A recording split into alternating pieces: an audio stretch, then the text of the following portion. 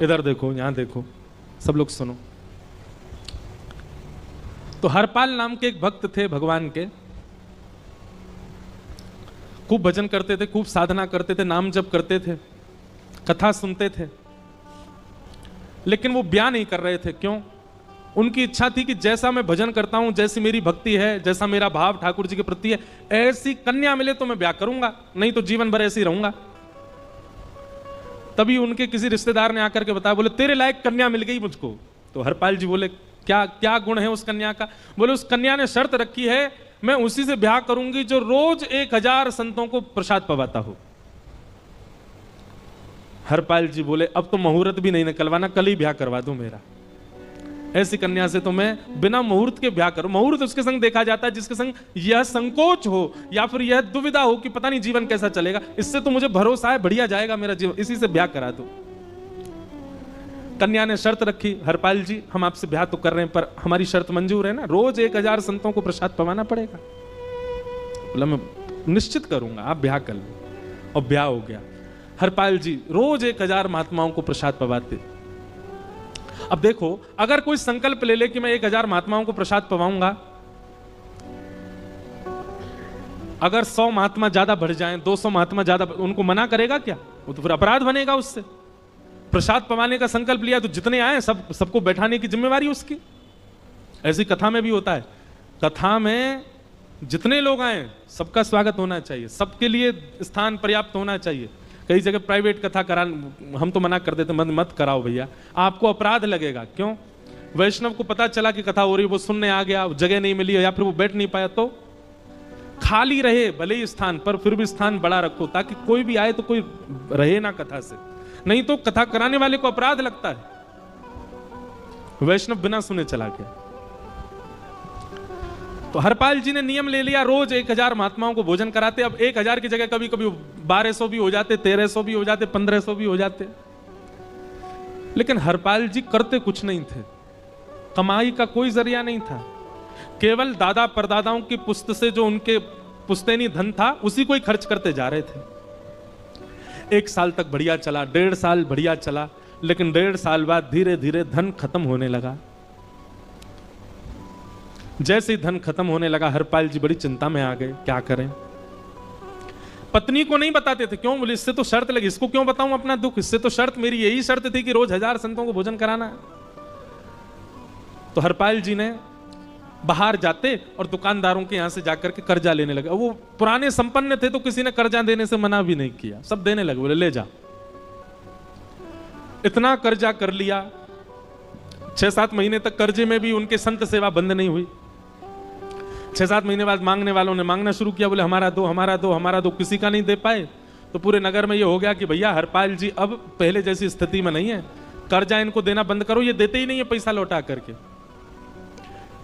सब बिगड़ने लगा, धन नष्ट हो गया, इज्जत चली गई, लेकिन उनकी संत सेवा नहीं रुकी, रोज संत सेवा करते। एक दिन मन में विचार करने लगे, अब क्या करूं, अब तो मुझे कोई कर्जा भी नहीं देता, गहने भी सारे बिक गए, धन भी सारा खत्म हो गया। तो हरपाल जी ने मन बनाया कि मैं चोरी करूंगा, और चोरी करके ठाकुर जी, आप लोग मत करना ऐसा, चोरी करूंगा। हरपाल जी चोरी करने जाने लगे, लेकिन हरपाल जी का नियम था कि वो किसी के धन की चोरी नहीं करते थे। संपन्न लोगों के घर में जाते थे और उनकी रसोई घर की सामग्री चुरा लाते थे, चीनी, दाल, आटा, चावल, मूंग, नमक, मिर्च, ताकि भंडारा हो जाए सवेरे। इस प्रकार महाराज चोरी होने लगी, एक घर की हुई, 2 घर, अब तो हल्ला होने लगा। बोले कि घरों की सामान, राशन चोरी हो जाता है। वो बड़ा विचित्र चोर है, धन नहीं चुराता है, राशन चुरा के भागता है। ऐसी चोरी होने लगी महाराज। अब तो लोगों ने अपने अपने घरों में पहरेदारी शुरू कर दी कि चोरी ना हो। तो हरपाल जी को और दिक्कत होने लगी, क्या करें, कैसे करें। धीरे धीरे हरपाल जी इस स्थिति में आ गए कि अब संपन्न लोगों के यहां उन लोगों को ढूंढते जो ना कभी संत सेवा करते ना वैष्णव सेवा करते, और उन लोगों के यहां जाकर के थोड़ा बहुत धन चुरा लेते, स्वर्ण चुरा लेते। करना कुछ नहीं, अपना घर नहीं बनाते थे, बसाते थे, संत सेवा करते थे।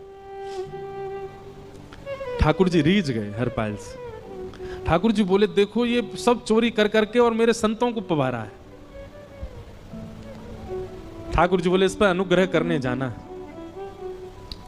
भगवान सिंहासन से उठ करके तैयार होने के लिए गए और बढ़िया महाराज नकली सी मूछ लगा करके ऊपर सिर पर पाग पहन करके और थोड़ा पेट सा बाहर निकाल के गले में खूब सारी जंजीर डाल के हाथों की हर उंगली में अंगूठी पहन करके सोने की जूतियां डाल करके कौंधनी सोने की पहन करके और एक बैंत समझते हैं वृद्ध लोग लेकर के चलते बैंत सोने का मड़ा हुआ बैंत लेकर के ठाकुर जी तैयार हो गए, एक सेठ जी बन गए। लक्ष्मी भैया ने पूछा भगवान बड़ा सुंदर स्वरूप धारण किया, कहां जा रहे हो? बोले अपने भक्त से मिलने जा रहे हैं। रुक्मणी जी बोली मैं भी चलूंगी। भगवान बोले तुम मत चलो, तुम उसको पहचान नहीं पाओगे, तुमसे अपराध बनी जाएगा। बोले नहीं नहीं भक्त दर्शन करने मैं तो जाऊंगी। भगवान बोले जल्दी तैयार हो जाओ। सब लोग इधर देखो, वहां से कोई सामग्री आ रही है, कथा यहां हो रही है, इधर देखो। और फिर हम आंख बंद कर लेंगे चाहे आप कहीं देखो, आंख खुली है तो हमको ही देखो। रुक्मणी जी एक सेठानी बन गई, ठाकुर जी सेठ जी बन गए। और दोनों ने मन में विचार किया कि हरपाल जी को दर्शन देना है। और यहां हरपाल जी की स्थिति क्या थी? अब संत सेवा के लिए कहीं से भी धन नहीं मिल रहा था, तो हरपाल जी एक मार्ग पर जाकर के बैठ गए और सोचने लगे कोई धनवान यहां से निकलेगा तो उसको लूट लूंगा और लूट के भाग जाऊंगा, सारा धन संत सेवा में लगा दूंगा। तभी उस मार्ग पर कोई और तो आया नहीं, ठाकुर जी सेठ बन करके आ गए। और महाराज खूब सारे गहने पहन करके, पाग बढ़िया सोने की जड़ाऊ पाग पहन करके, ऐसे वस्त्र पहन करके और छम छम करते चलते आ रहे हैं। उन गहने ही बज रहे हैं ठाकुर जी के। हरपाल जी ने जैसे नेत्र खोल करके देखा, ठाकुर जी के रूप यौवन और सबरी उनके श्रृंगार को देख करके हरपाल जी बोले ये तो एक आध साल के भंडारी की व्यवस्था आ रही है सामने से। इतने में ही सेठानी जी रुक्मणी जी भी आई, उनको ओहो ये तो कम से कम 5-10 साल की व्यवस्था आ रही है। अगर ये दोनों लूट लिए जाएं तो 10 साल चोरी नहीं करनी पड़ेगी। देखो कितना धन संपन्न। हरपाल जी के बगल में जैसे ही ठाकुर जी पहुंचे, हरपाल जी बोले भैया जय श्री कृष्ण प्रणाम। ठाकुर जी तो नाराज हो गए, क्या भगवान का नाम बोलता है सुबह सुबह? तुम सब लोग बड़े पाखंडी हो, ढोंगी हो। और हमने सुना इस गांव में एक रहता है वो चोरी डकैती करता है और फिर कहते हैं संत सेवा करता है। ऐसी काय बात की चोरी भैया? करता तो चोरी है, भली उससे भली संत सेवा करता हो। नाम उसका हरपाल है, हम सब जानते हैं। भगवान का नाम मत लो हमारे सामने। हरपाल जी समझ गए वो तो बिल्कुल भगवत विमुख है, इसकी तो एक अंगूठी भी नहीं छोड़नी मुझको, उसका तो सब लेके जाऊंगा।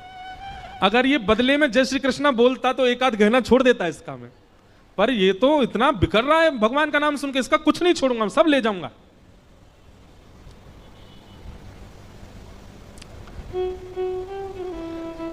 हरपाल जी बोले हाँ भैया एक रहता तो है डकैत इस गांव में, और उसका कोई पता नहीं हो कभी भी आ जाता है। लेकिन एक मार्ग जंगल में होकर के है, उसमें गांव में नहीं जाना पड़ता। जंगल से गुप्त चुप निकल करके पूरे गांव पार हो जाएंगे, आप शहर पहुंच जाओगे। उसका रास्ता मुझे ही पता है। सेठ जी बोले तो तुम हमको पार करवा दो। हरपाल जी बोले मैं पार तो करवा दूंगा, लेकिन भगवान मेरे घर कुछ मेहमान आए हैं, उनके भोजन आदि की व्यवस्था के लिए मैं तो बाजार आया था, मेरे पे धन नहीं है। आप यदि मुझको कुछ दे देंगे तो मैं घर पर व्यवस्था करके आऊंगा, तुरंत आपको लेकर के गांव पार करवा दूंगा। ठाकुर जी ने उसको कुछ सोने की मोहर दे दी, बोले लो तुम अपने घर की व्यवस्था कर आओ। हरपाल जी ने सामग्री खरीदी, घर पर पहले व्यवस्था करके आए। बोले आज की व्यवस्था हो जाए, क्योंकि आज तो 10 साल का सब चोरी करना समय लगेगा। पत्नी से कहा भोजन प्रसादी बनाओ, संतों को पवाओ। संत पूछेंगे मैं कहां है तो कहना कि आप लोगों की 10 साल की व्यवस्था करने गए आज। हरपाल जी लौट करके आए और सेठ जी से कहा आइए आइए चल दीजिए मेरे साथ और हमारे संगी चलना बिल्कुल। ठाकुर जी रुक्मणी जी चलने लगे। जैसे ही विहंगम जंगल में पहुंचे, भयंकर भयावह जंगल, बीच जंगल में जैसे ही पहुंचे, हरपाल ने पीछे मुड़ करके देखा, दोनों चले आ रहे हैं।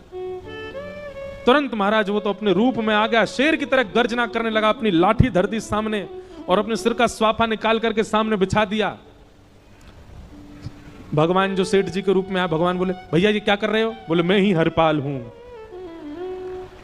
सारी सामग्री निकालो, डाल दो यहां पे, एक चीज भी मत छोड़ना, नहीं तो तुम जानते नहीं हो तुम्हारा क्या करूंगा। ठाकुर जी तो थर थर कांपने लगे।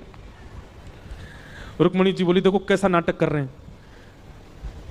रावण के आगे नहीं डरे थे, कुंभकर्ण के आगे नहीं डरे, हिरण्यकश्यप के आगे नहीं डरे, वो हरपाल के आगे ऐसे कांप रहे हैं।